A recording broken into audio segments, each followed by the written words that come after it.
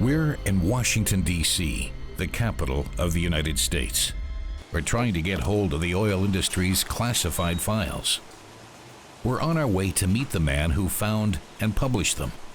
He says managers of the oil company ExxonMobil knew about climate change for 60 years. But is this really possible? And why would they hide this knowledge?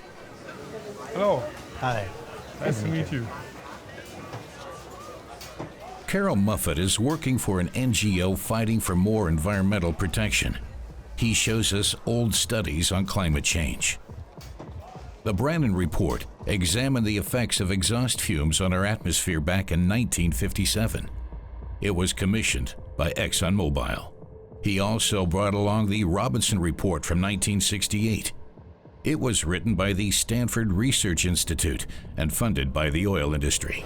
We have it there in black and white. Here are a few things that they said about carbon dioxide.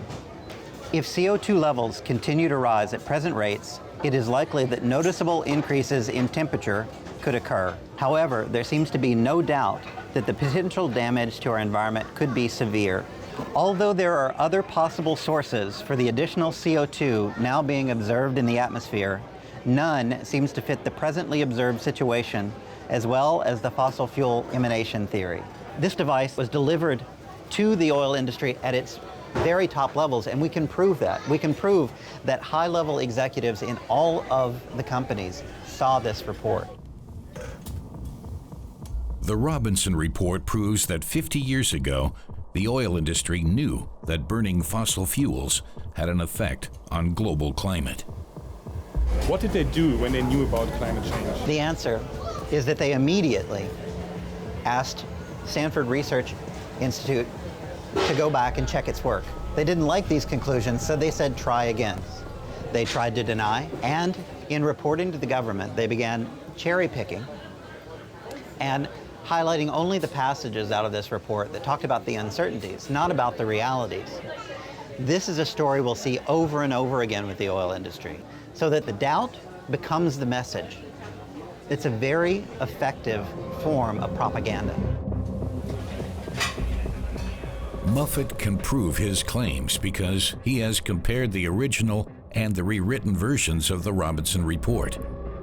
He also thinks that the findings didn't hit the headlines because the language wasn't clear enough. One of the reasons so much of this story was hiding in plain sight for so long is that we talk about climate change as climate change.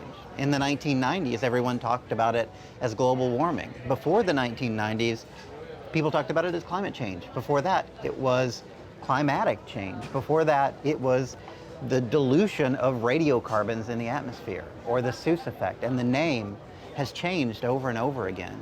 By the time I had learned the language well enough to understand, I had actually found this Brannan paper, the 1957 paper, maybe a year earlier.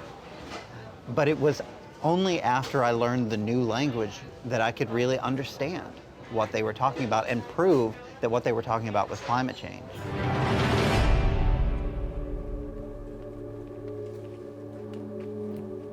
But when did the oil barons start their cover-up? Muffett believes this goes back to the 1940s, when oil companies commissioned the first studies into how increasing car traffic affects the environment.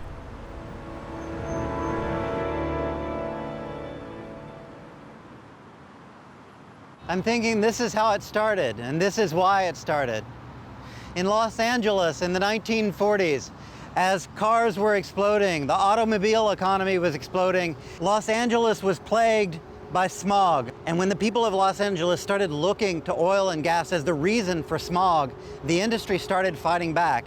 And it was that fighting back that led in December 1946 to the creation of the Smoke and Fumes Committee and to the oil industry's grand strategy to combine science with public relations to constantly delay action on a range of air pollution measures that began with smog but soon expanded to include sulfur dioxide and carbon dioxide, the main driver of climate change. The committee's main goal: to prevent possible legal restrictions. As its president, Vance Jenkins, put it clearly in 1954. The worst thing that can happen, in many instances, is the hasty passage of a law or laws for the control of a given air pollution situation. Oil companies designed and funded a research network, including the Stanford Research Institute. Unfavorable reports were rewritten. Even 40 years later, ExxonMobil executives denied the very existence of these studies.